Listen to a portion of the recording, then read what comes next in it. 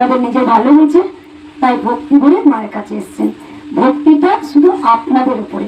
আমি কেমন করে মাকে ডাকবো, আমি মাকে কি পুজো দেবো, সেটা আপনাদের উপর। আমি আপনাদের কাছে একটা কোন কৃষ্ণ চ্যানেল কোনো টাকার পয়সা চেয়েছি? আমি এবার তো দক্ষিণা দিতে ভুলেও গিয়েছিল বলে এইখানে এসে আবার দক্ষিণা দিল। আমি দেখিয়ে না এই কথা দিয়ে তোমরা সবাই জানো। আমি বলতে পারতাম যে ওইখানে একটা সিকিউরিটি গার্ড রাখবো, এত টাকা না দিলে ঢুকতে পারবে না। এখানে কি কৃষ্ণকালী মায়ের কাছে কি হয়েছে? দুস্থ, অনাথ, দরিদ্র যাদের বিদেশে ডাক্তার দেখানোর ক্ষমতা নেই, টাকার ক্ষমতা নেই, পচে পচে গলে গলে অনাথ দুস্থরা আমরা কি করছি, যন্ত্রণায় ব্যথায় ভোগ করছি করি। সেখানে আমি শুধু কি বলি, আমাদের জয় কৃষ্ণকালী মায়ের নাম জপ করছি, বলি তো এটাই তো মন্ত্র। তাই দেখো এই মন্ত্র জপ করে আজকে কোটি কোটি মানুষ কিন্তু ভালো। তাহলে মন্দির তো কেন ভাঙবে না? ভাঙার তো কারণ তো আছে, রিজন তো আছে।